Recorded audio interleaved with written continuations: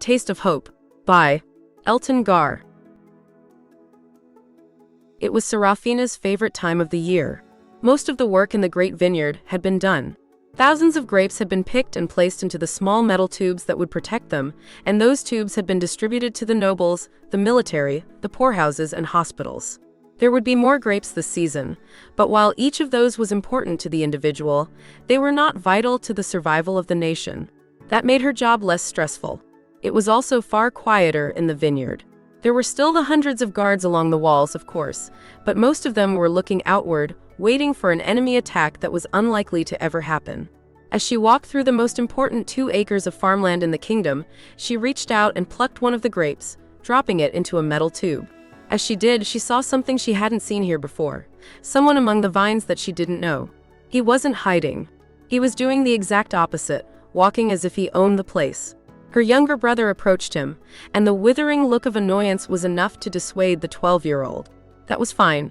Elias was here to learn about the vineyard, not to provide security. As she walked towards the man, her brother approached her and said, "He said he's with the House of Venaldi and he's here to inspect the vineyard, and we shouldn't bother him." Sarah didn't know of any House Venaldi, but that didn't mean there wasn't one. The Senate was a constant flux of major and minor houses. Some of them hadn't existed a couple of years ago, and others wouldn't exist a couple of years from now. And every one of them was interested in the vineyard. "My brother said you were inspecting the vineyard. Were you looking to see anything specific?" "My family has questions about the stewardship of this vineyard. I am here to make sure it is well taken care of." That was a tone Sarah wasn't used to.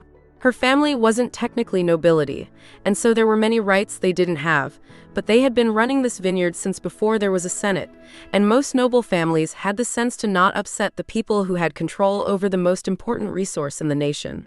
Yes, part of our stewardship is knowing who comes in and out of the vineyard at all times. Because of that, we don't generally allow people to enter without an appointment. That must make it easier to smuggle grapes out, the man said. Sarah didn't know what to say. Her family had never smuggled grapes. They had no reason to. The rooms in the fortress were nicer than many nobles' homes, and they wanted for nothing.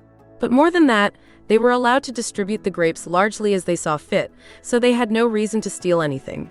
As she considered that, she also considered the man. He was dressed in clothes that might be worn by a minor noble, but they clearly weren't nobles' clothes. The fabrics were of lower quality, and they were well worn. She might not be surprised to see one of the relatively poor nobles wear something of cheaper quality, or something a bit older, but not both. There was simply too much attention on the vineyard not to wear your best. She suspected this was the man's best. That was because he wasn't a noble, and most likely there was no House Venaldi.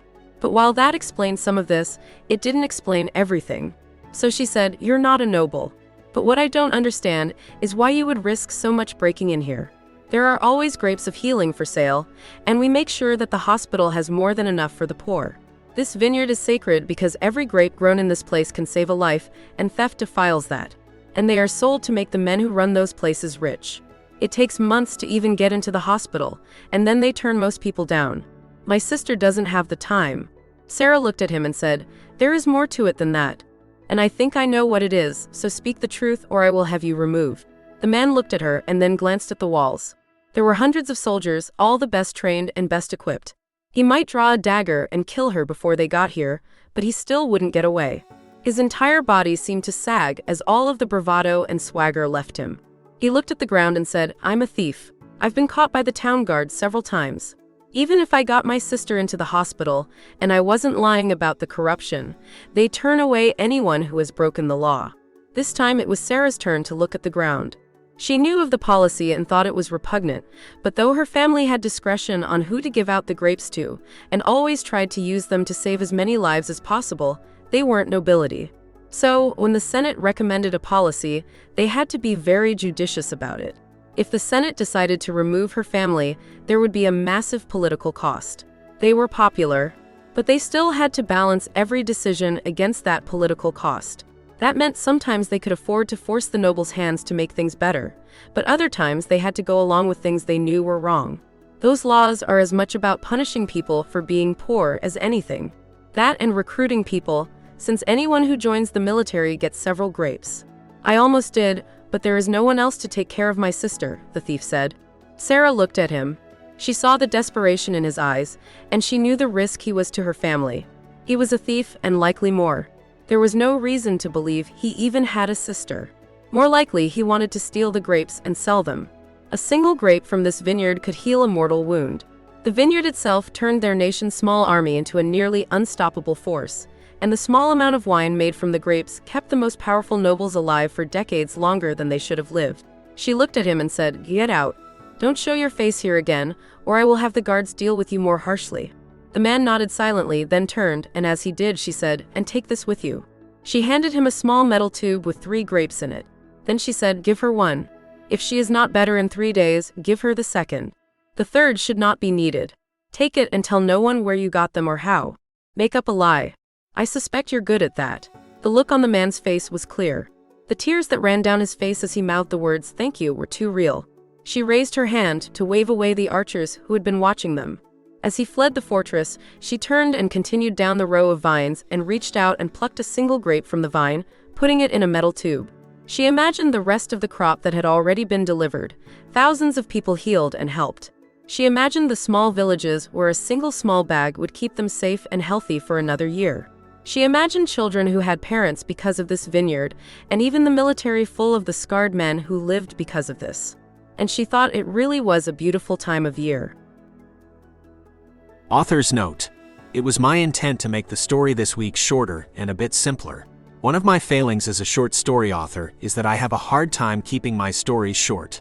That isn't always a bad thing, but sometimes the ideal length for a story is 1,000 words and not 5,000, and wasting people's time is bad writing. This story is simple and short. It's largely about world building, though it does touch on a subject I find important. Making the lives of desperate people harder isn't the solution, unless the goal is to make things worse for everyone. And yet, in the country I live in, we take away the social safety net of people who have committed crimes even after they have served their time. While I can almost understand the desire to continue to punish people, it's just making them more likely to commit another crime. And not only does that hurt them and society, but it costs far, far more to put people in prison than to help them stay out. I'll get off my soapbox now and say that I hope you enjoyed this fairly simple story about the value of compassion, even when we can't be certain that the other person deserves it, because compassion, even when wrongly given, is never wasted. If you like this story, then you can get access to a free short story every week and a free novel by going to www.ansci-fi.com and following the link that says free book to sign up for my newsletter. You can also get audio versions of many of my stories on YouTube at www.youtube.com/@ansci-fi. Finally, if you want to show compassion to me, you could consider helping me. Likes, comments, and subscriptions on YouTube are vital. And beyond that, if you sign up for Patreon, you can get access to all of my short stories, including patron exclusives, and help pick what I write next with my polls on patron exclusive stories. Have a great day and remain kind. Elton Gar.